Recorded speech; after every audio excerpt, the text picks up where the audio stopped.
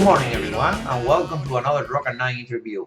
If you are into heavy metal and if power metal is your thing, you have heard of the Greek melodic band Firewind. They released their critically acclaimed 7 album Few Against Many back in 2012. But in the meantime, the band and the individual members have been all extremely busy with various activities. Main man and guitarist Gus G has released not one, but two solo albums. He has toured worldwide in support of both of them and also hit the road once again with Ozzy Osbourne after becoming Ozzy's guitarist in 2009. So today I will have the pleasure of having a conversation with Gus, who is in his native Greece. So this will be some sort of like an intercontinental conversation. Gus, how are you today? Hey man, I'm doing fine. How are you? I'm doing very well, thank you. By the way, what time is in Greece right now? It's noon here. It's 12:30. Well, for me, it's not even 6 a.m. still, so the morning has not even started. Gus, first and foremost, I wanted to thank you on behalf of all the Rock and Night listeners and on behalf of myself as well for taking the time and talking to us today. It's always my pleasure, man. Thank you, that's very kind of you. So let's jump straight into the questions. And obviously, I want to start talking about the new Farway album, which will be released worldwide next January.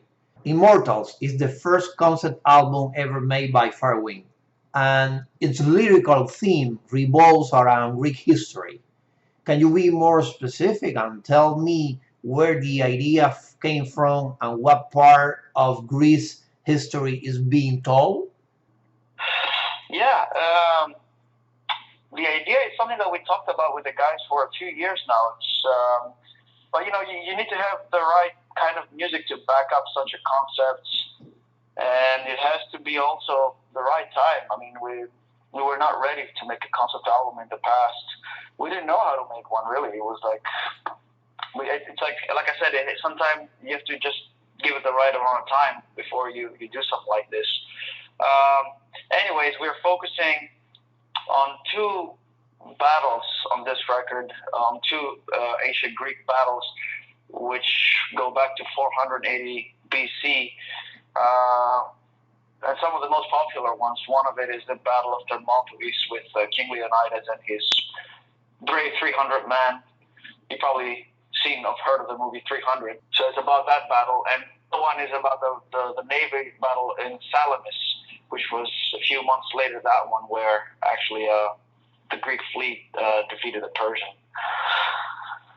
I mean, it's a weird thing because the Greek history is so rich and there's like so many different chapters and so many different parts. It's like, the thing we were wondering about, like, where do we start? What is it about? Should we talk about specific,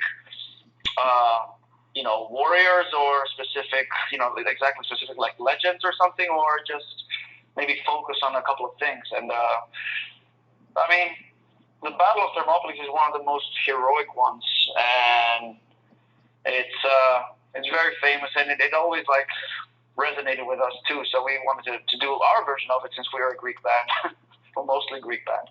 Well, I got to say that ever since I saw the cover of the album, I had the feeling that it has some sort of historical theme behind it. By the way, this has been the first time that Farwing have used an outside co-producer. How was the experience of working with Dennis Ward? It was really cool because I basically needed a co-writer on this album. So me and Dennis, we co-wrote the whole album together basically. So during the process, he kind of co-produced it with me since we kind of put everything together, So I came up with all the music, and then we discussed the project, and then he did his homework and he would write. He's very good lyric writer, and good at making like vocal melodies and stuff. So he's a good singer too, actually. So I would send him like the music, and he would send me back demos with suggestions. So in the end, we ended co-producing the whole thing together. It's fair to say that. And he like basically me and him took over the whole project, and he engineered the drums and the vocals and mixed and mastered the album. So he has a big role in this one. So as far as the recording sessions, how was the spirit during those times? How did you guys collaborate with each other throughout then to make all the process to be more organic, and what specifically each member of the band brought to the table? Well, they record their parts. By now, I mean, it's kind of like everything is kind of like on autopilot. The guys know that I come up with most of the material, and I always present the demos because I tend to work on all the stuff here in my studio. So I present them the ideas, and they give me feedback and stuff, and then we go back and forth. Usually, we would in the previous albums, we all went in a studio and rehearsed for a week before we started recording, and then did the final details. But this time, we didn't do that on this one. We took a long break, and then all this material kind of piled up, and I ended up doing all the arrangements together with Dennis. But the role of the other guys is very important as well. They bring in their own inputs when they play this stuff on the record. And like for example, our new singer Henning, he sang like his life depended on it, and he did a great job. Well, actually, you took my line because my next question was exactly about Henning and how the scenes have changed with him as a permanent frontman now. How do you see that his presence influenced the sound of the new album? Well, the voice is honestly, it's like it gives the band identity. Of course, the music too, but the voice is what people relate to right away. They need to, people like listen to a melody and they hum the lyrics, or that's how they connect with the song originally.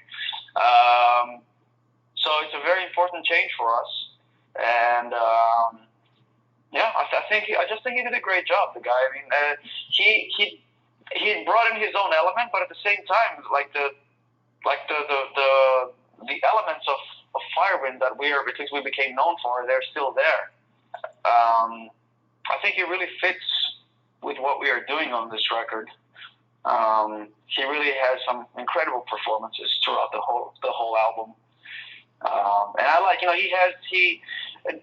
know if you probably noticed that usually the singers that I work with, and in the past Firewind singers, maybe with the exception of Shitty, they all had like this mid-range kind of raspy type of voice, and Henning is in the same category of singers, I would say. So while he still has his own style, and he's different than the others, it's still within that context. Well, he did a terrific job with the vocals. If you would have to describe the album in a few words for the fans, how would you do it? What should they expect? I would say it's 100% heavy metal album.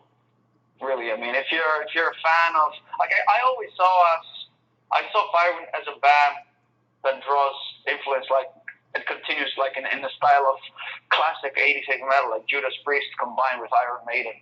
So if you're into those bands, I don't see why you wouldn't like this album. Yeah, that's a perfect definition. Actually, I have to say that I'm really digging the album. I mean, it's classic Firewind and definitely power metal with all the classic heavy metal elements thrown in. Let me go back in time a bit. I remember about your times in Mystic Prophecy, and your riffing was much darker and maybe heavier, to put it in a way. Do you consider that style of playing or songwriting something that you would do again, maybe in another solo album? Well, the thing with Mystic Prophecy is that we put a lot of those albums together very quickly. Like I listened to it a few months ago again after many years, and I was like, well, a lot of the stuff that we did was kind of similar. So it was very heavy, like almost like very trashy almost, and I like some of it still. I mean, regarding my solo album, I really don't know what the direction is going to be on the next one. I've been writing some stuff now, so it's kind of hard to say. It's still early days to say what it's going to be like. I had the opportunity of attending one of the shows of your last US tour, and it was a fantastic show. But I got a question about it. During that tour, you partnered with Angel Vivaldi. Of a myriad of guitarists out there, what made you choose him to team up with you? It was somebody, earlier in April, I did a little run, like maybe like 10 shows in East Coast, and a lot of people at that time were talking about Angel, and they were telling me, like, you should check out this guy, you should check out this guy, you should do something together. And then I did check him out, and I thought he was very cool, and he had a good style. And what really surprised me and blew me away about this guy is that he's a total DIY artist. Like, he's unsigned and he's done everything by himself. And I kept hearing that he has a pretty serious following and growing a lot. And I just reached out to the guy because the shows were doing okay, and then the agent got back to me and said, maybe you should come back and do some more stuff. I said, well, next time it should be a cool package with another guitar player maybe. And I just reached out to Angel right away, and I said, man, it would be cool to do something. And he got back to me, and he was excited about the idea, and then we hit it off right away. That was it. Well, for me, and I'm pretty sure that for many of the ones in attendance, it was a welcome surprise.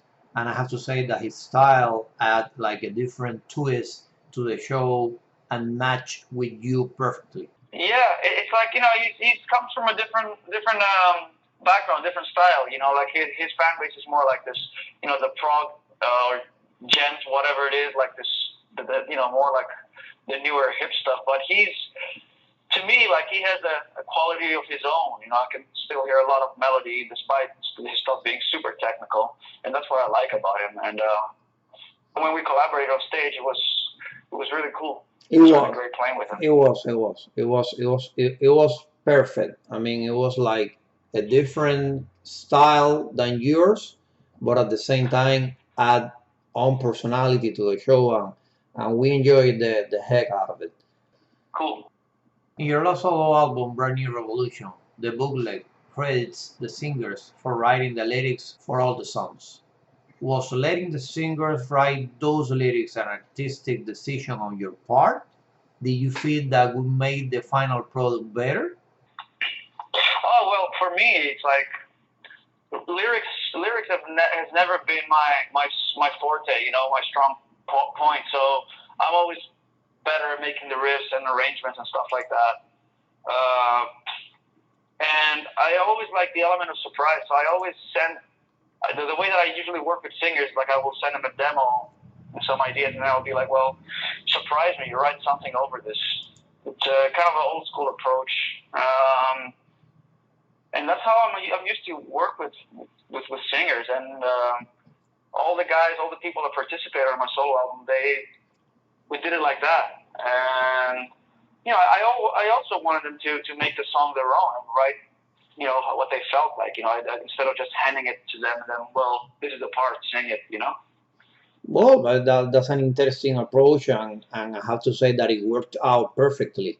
Because, I mean, Brand New Revolution was like a terrific album, actually.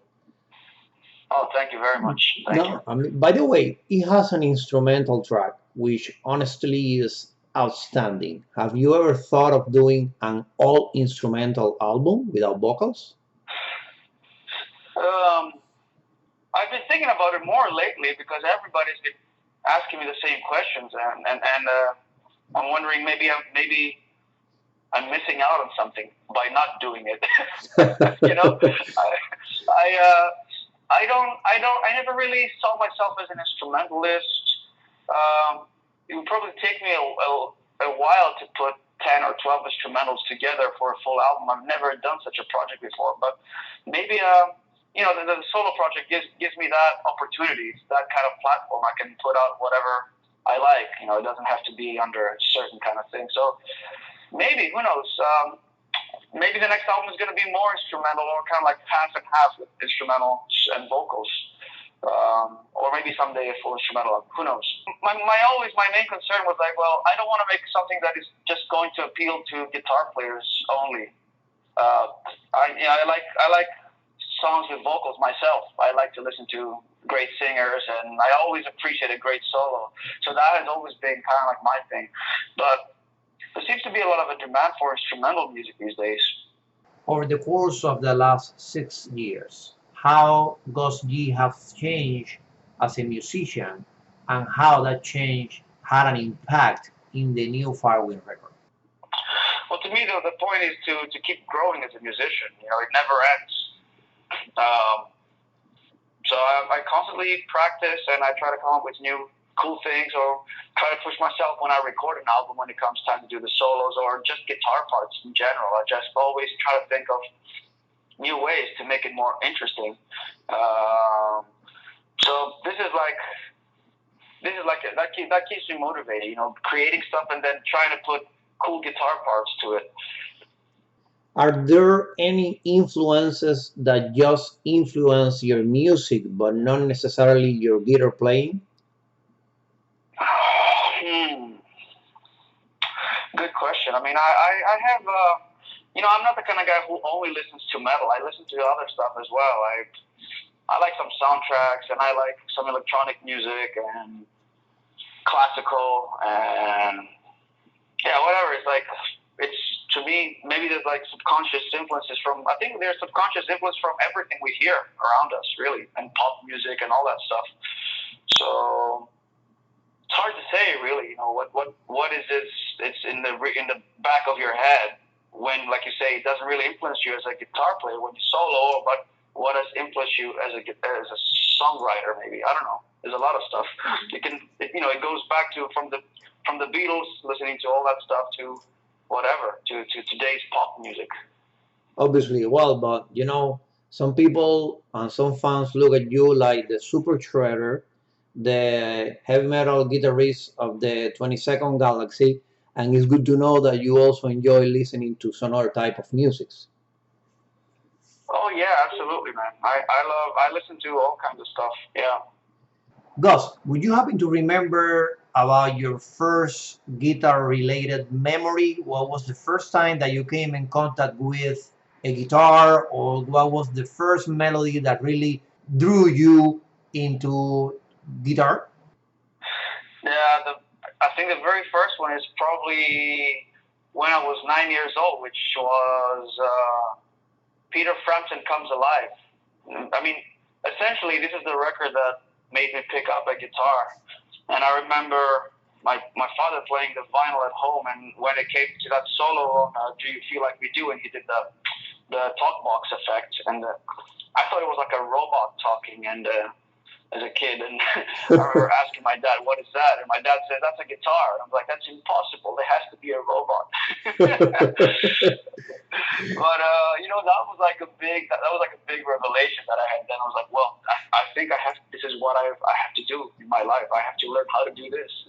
I have to credit my father for that. My father was the one that turned me on to a lot of classic rock. Even though he didn't listen to a lot of it himself, he was mainly listening to Greek music and stuff. But he liked some of the '70s rock. Like he turned me on to Santana and Pink Floyd and stuff like that. What's your opinion about the Greek heavy metal movement now? Do you think that the movement has been evolving and that there's new blood like coming now with new bands getting more and more interested in the genre? Yeah, I think the last few years there's definitely a bigger and more healthier scene in rock and heavy metal, and there's a lot of local bands. Nowadays it's not like a taboo anymore to be a band from Greece that tours in Europe or playing festivals in Europe. Maybe 7, 8, or 10 years ago it wasn't really happening. But now there's a lot more bands emerging from Greece, which is cool. Oh yeah, definitely. I mean, it's that Greece is not the country that you would think like immediately when it comes to heavy metal. No. Let's just say that we can all agree that Greece is not the mecca of heavy metal. Exactly. Yes, yeah. You took my line. However, I'm pretty sure that you and Farwin have had like a tremendous impact in what it could be called the new generation of Greek heavy metalers. Do you feel like that? Yeah, man. If I always say, it's always an honor and a good thing if any kids have been inspired by whatever we've done, and try to whatever with our career, whatever we've done, it's always a good thing, and try to pass it on. Exactly. And so I mean, and also one thing is, with the digital era and the internet and stuff, I think a lot of barriers have been broken. So there's, like I said, doesn't matter anymore, really. People don't look at you weird if you're from some place where, oh, do they have heavy metal there? You know, it used to be like that, but not anymore. I think that's kind of gone away now. It's actually more cooler if you are from an exotic country or Exactly. you haven't heard it. Yeah. Yeah. So going back to Immortals, are there any touring plans already in motion? Is there a chance for you guys to maybe tour the United States? I don't know. You know, it's. I think a lot of it will depend on how the album does over there. We have to see. You know, I know it's in America. Obviously, there are fans of this kind of music. It's just that they're not. It's not a lot of them. It's not big enough. It's more of an underground kind of thing still. And I mean, we've toured America a few times before, of course. You know, and I think this time around it'll depend on how the album does. We keep our hopes up, but at the end of the day, it depends how much support we get from fans. You know. Well, our time is coming to an end, but before closing up this interview, I would like to say that I've been listening to the album for maybe 2, 3 days, and I'm really enjoying the sound in the album. Is fresher, is more determined than ever before, and it showcases not only high quality level of individual instrumental skills, but also a tasteful and mature songwriting ability, and all of that makes the 44 minutes of playing time in Immortal a really energetic roller coaster between traditional heavy metal and epic hard rock with extremely melodic influences. So I have to say that you guys have done it again and even better. And I just hope that you can tour as much as you can and this album gets all the international recognition that it really deserves. That would be great if that happened. Thank you so much, man, for the support. I'm glad you enjoyed the album. Yeah, I enjoyed a lot. I am the one that is thanking you again for your time and also for keeping the heavy metal flame alive, to put it in a way. Absolutely, you bet. Have a good day there. I guess You too. just started. So Take care. Yeah, I'm just starting. Take care, Gus. Also a pleasure talking to you. All right, brother. Bye bye. All right.